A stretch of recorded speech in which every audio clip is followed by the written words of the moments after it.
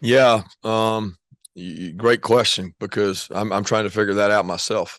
And I don't have a lot more answers now than I had on Monday. They have not been able to do a lot. Uh, each one has worked kind of independently. Tate has done some drill work, some 11-11 stuff. Brock sprinkled in some of that. The other guys have been able to run and do some things, but we're going to find out today what their availability is, to be honest. So it's tough because it bothers me that people have said out there that we sat these guys for the last game. That wasn't the case at all. They couldn't go. And I don't know if they're going to be able to go in this game. It's just unfortunate to have those kind of injuries, especially four starters, on offense. Next will be Chip Towers of the AJC. Yeah, Coach, we've talked a lot about Carson Beck this year and kind of his maturation. I just wonder if there's been any kind of moment where you felt like coming out of it that he had made sort of that breakthrough. Clearly, at this point, he's an exceptional quarterback for you. I'm thinking like that 98-yard drive against Auburn, on the road.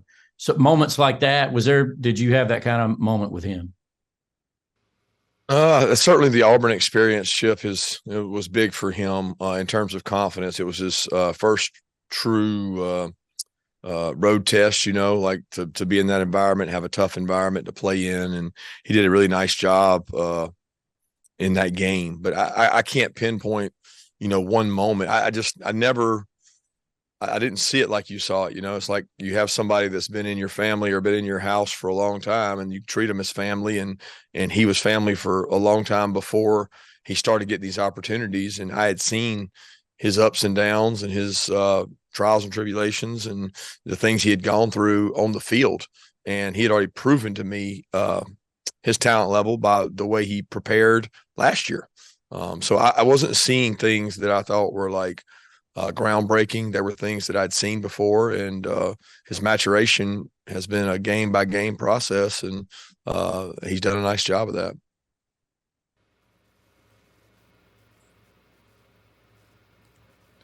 Next we'll go to Mark Weiser of the Athens Banner Herald. Hey, Kirby, I know your focus has been on this game, but do you hope to have a hire to replace Fran Brown before the signing date? And do you know if Fran would stay with the team if you guys make the playoffs? Yeah, you answered the question already. We've been really focused on Alabama. I mean, that's all we're really thinking about. I mean, that those decisions that you're talking about, they're not important, right? They have no relevance whatsoever to this game, and our focus and energy is on this game. So I mean, don't have to decide that right now, and don't even look to. Like, I don't even know why it's newsworthy, because what's newsworthy is he got a hell of an opportunity and he's done a tremendous job for us, and we're super happy for his family and for Syracuse to be getting someone of his character. But we're not worried about anything past Alabama. Next will be Seth Emerson of The Athletic. Kirby, how do you think the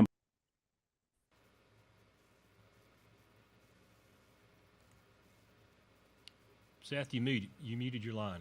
Go ahead. You got me? I do. Yeah. Kirby, sorry. How do you think the importance of this game is going to be impacted in the 12-team playoff era? And do you have worries that SEC teams might be hurt by playing in this game? I haven't really thought about it that way in terms of how it would be hurt in the 12-team playoff. I'm not sure. The only thing we have to indicate the future is what's happened in the past. So I think before all this came about, Greg Sankey and the staff and the minds that lead our conference looked into that and did a lot of y'all can do it. Go back and look at the last 15 or 20 SEC championship games and ask yourself how many of those losers or those two teams would get in a 12-team playoff. I don't know what that is, but I would venture to say that most would. And I would also say with no conference play, no East and West, division play, you're going to have a better chance of obviously getting the two top teams. Therefore, the two top teams would traditionally be in the top 12. I think if you looked over history, there has been some teams on the West that didn't go to this game that would have been in that top 12. So I can't say whether it hurts or helps. I certainly think there's been years that might have been 4 teams get in out of 12. So I don't know whether the game loses its importance. It'll never lose its importance in a program that I'm coaching at, because you're trying to win a championship. And that becomes the focal point of a conference that's going to be even more powerful. Winning a championship like that, I don't know. People try to demean the value and say that, oh, it's only important that you win the playoff and you win the national championship. There's a lot of merit to winning a SEC conference championship, especially when you add the teams we're going to add. Next will be Lane Higgins of the Wall Street Journal. Hi, Coach Smart. In your career, you've either been a part of or coached against plenty of Alabama teams. And it seems like, for the first time in several years now, Alabama has not had the stability of starting a future first-round NFL draft pick all season long. And, given that context, how would you evaluate Alabama's offense this year and, the kind of offense that you will be playing against on Saturday compared to the one that maybe people saw in the Texas game? I didn't understand the first. You said first they don't have a first-round offensive what? Just saying that this is the first time in several years now that there hasn't been a quarterback for the entire season that's, gone on to become an NFL first-round draft pick. Nothing against Jalen Milroe, but, if you be given the inconsistency at the starting position in the beginning of the year, that is the piece I was trying to highlight.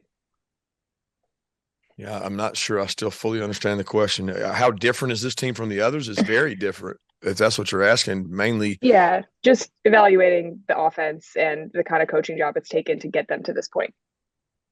Yeah, I think they've done an incredible job, because what you do is you take your players and you do what your players can do best. And although they don't have the exact same coordinator either. They don't have a lot of the same coaches they had 3 and 4 and 5 years ago, maybe when Mac was there or when Bryce was there. So they've taken their players and they've made their offense fit their players. And they do a really good job of that. I mean, I've had a lot of time to watch what they do and what they ask him to do. He's really good at what he does. It features their offensive line, which is the biggest, most physical offensive line in the country in terms of size and just sheer size and strength. And then the quarterback is able to make plays. They know that. They allow him to make plays with his feet, and some of his best plays are on plays that are off schedule. So it's very different than what they've had in the past, but he's also grown and gotten better as the year goes on. I think they've taken some things out and said, hey, that's not what he does best. We tried to make him do that. And they've made it where what he does best, they do, and they do that really well. Just as a reminder, to ask a question, please utilize the hand raise feature. Next, we'll go to Barrett Sallee of CBS Sports.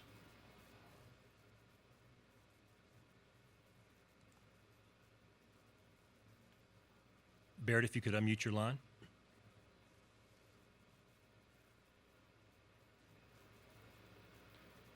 Okay, we'll try Oscar Clierga of Claro Sports. Thank you very much. Hello, Coach. Hello from Mexico. What is the most important thing in this week? The mental stuff or the physical stuff? And could you say some words to all the Mexican fans who will be watching this SEC championship game the next Saturday? Thanks so much. Gracias. Thank you, Oscar. The most important stuff would be the mental stuff. I think at this point, the physical part is what it is. I mean, you're not going to get physically better at this point in the season. I think you can get mentally better, and you want your players to not be anxious and not be nervous. And they're playing a big game. The talent separation is not there. There's very equal talent when it comes down to it. So you want to be prepared for a moment like this and go play your best and not have anxiety. And to all the fans in Mexico that'll be watching the game, we certainly appreciate you guys watching us, and look forward to seeing a great game and a great atmosphere with the game being in Atlanta. Next, we'll go to Tony Lopez of East Coast Gridiron. Hey, Coach, you've had a ton of star players come from your defense over the last few years. What makes this defense unique and special in your eyes this year? They've overcome so much. The couple of the injuries we've had of guys out, Ty Ingram Dawkins being out, Warren Brinson being out, Pop being out. We've had different guys out at different times. They're very similar to a lot of our other defenses that nobody really cares who gets the credit as long as we do well. We have not had a dominant player, and I didn't think starting the season that we would have a dominant player, but we have a good group who plays well together, have a great coaching staff on the defense side of the ball who puts together a good plan each week and tries to highlight the strengths of the players we do have. And we got experience. So I think when you have experience on defense, it gives you ability to maybe do more than you did previously. And that part has shown up for us in our secondary and our linebackers while the older guys have been in there. We'll go to Mike Griffith of AJC Dog Nation. Kirby, could you share some insight as to how your staff works together in terms of you and Bobo and Muschamp, how far you go back and some of the other guys that have been with Georgia in different capacities even before coming to your staff?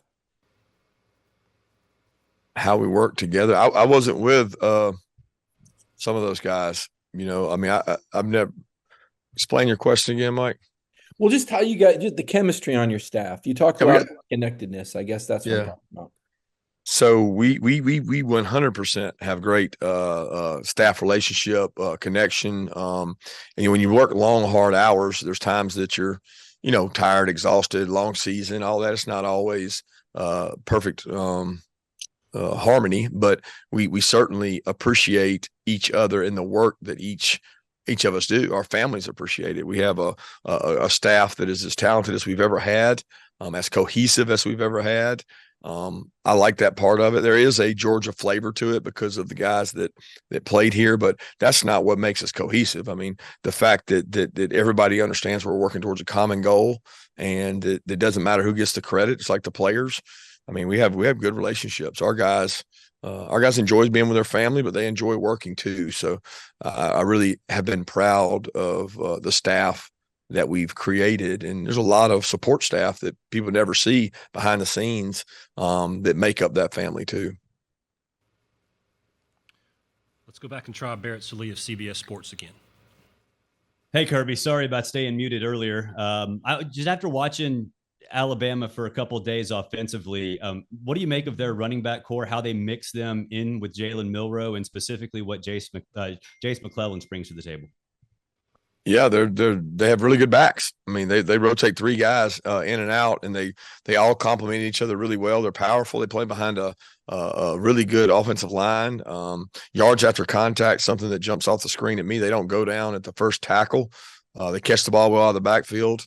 All three of them pick people up really well in pass pro, and we watch that, and they do. The first thing I look at on the back is, all right, what kind of protector is he on third down? Does he know who he has? Can he block them?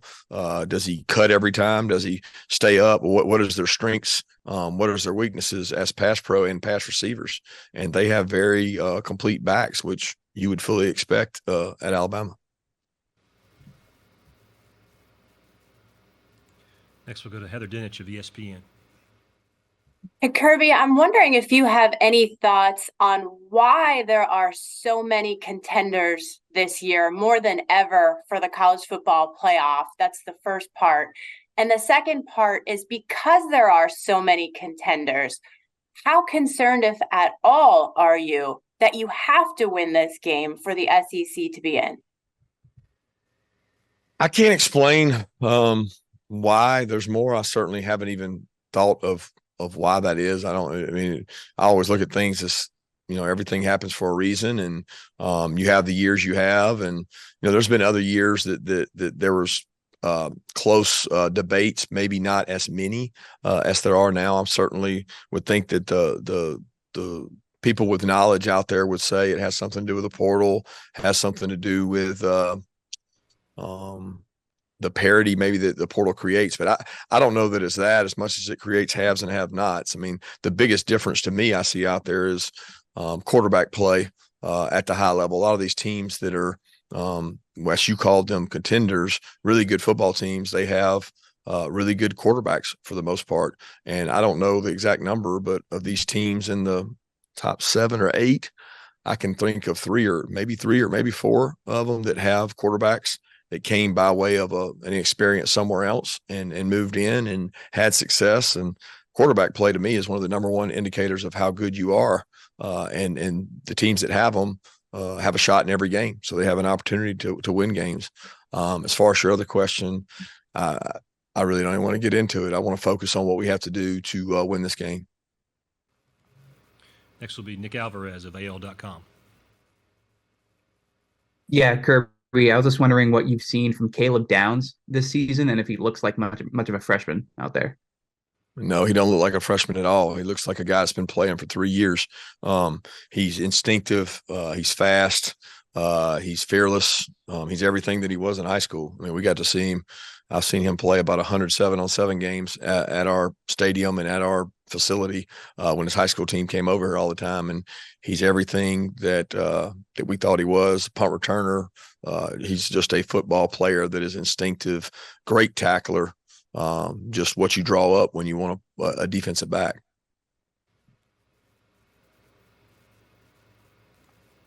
Next is Corey LeBounty of WNSP Radio. Coach, good evening. How are you? Good. I want to talk to you about Carson Beck's development and what he was able to learn waiting under Stetson Bennett and the ability to learn from Stetson for this upcoming season in this SEC championship moment. Yeah. I think he would tell you that he learned a lot from all the quarterbacks that were here. People just keep forgetting that he was here with JT Daniels. So he sat in meetings with JT and Monk when they would go back and forth about what the read is, what we're looking at, how we're doing it. JT was a really bright quarterback, and Carson sat in those meetings, heard him, and then as JT moved on, he got to sit in and listen with Stetson and hear him talk and learn things. And he was really the entire time a sponge, and he was growing through all that. Like, we knew sitting in meetings that he was a very bright quarterback. He was right there with JT and Stetson in terms of competition, and it's clear that he was growing as he was experiencing all those reps and moments, and certainly glad that all those spring practices and fall camps, he just got so many twos reps to help him get to where he is now. We have time for a few more questions. If you have a question, please utilize the hand raise option on your computer. We'll continue with Steve Moulton of ESPN 1400. Hey, Coach, hope you're doing well today. I did want to ask about the secondary for the Crimson Tide. I know you just were asked about Caleb Downs, but Kool-Aid McKinstry in particular, how well has he played this year, you think, Coach? Done a really good job. I think Kool-Aid was very talented. He played a lot in the game that we played 3 years ago, the game there in Indy. And he was young, talented then, really good player.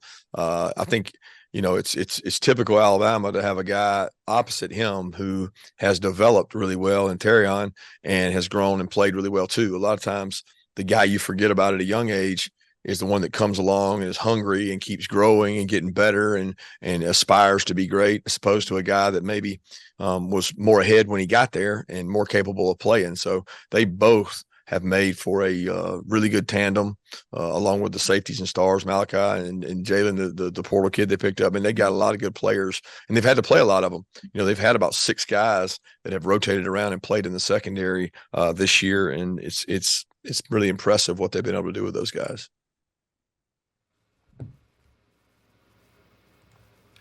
Next will be Joey Lamar of WSAV TV.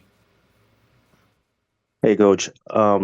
You've been a part of this game every year since 2014 in some capacity, whether it was at Alabama or Georgia. Have you had time to think about that, and what does it mean to you? Well, I don't know if that's exactly accurate. I don't know that we've been a part of it every year, but we've been in it a lot. That's for sure. I don't look at it. I look at it as only this year, because only this year matters. The past years, great experiences, great teams, but my focus is on this game and this team. We've got time for one more, and we'll go to a follow-up from Mike Griffith. Coach, I know that centers don't always get a whole lot of attention or love, but Cedric Van Pran's been a guy in your program that looks like one of your pillars. Can you share some insight as to what he's meant to the team and just his growth coming in? Yeah, he was a tremendous leader. We knew when he decided to come back, it would impact our team in more ways than snaps and blocks. He would be a major figure in pushing guys to be excellent, to reach their goal. He's one of the most driven, dynamic leaders I've ever been around. He just cares so much and is so selfless. I mean, his practice habits this week alone have been stuff of legend, and we'll be showing videos of how much effort, how far he covers down, how important it is to him. He's one of the guys that doesn't look out for himself. He pushes everybody, and that's hard to find. And he's certainly a super high quality leader. Coach Smart, thank you for your time today, and we look forward to welcoming you back to Atlanta tomorrow. Thank you, guys.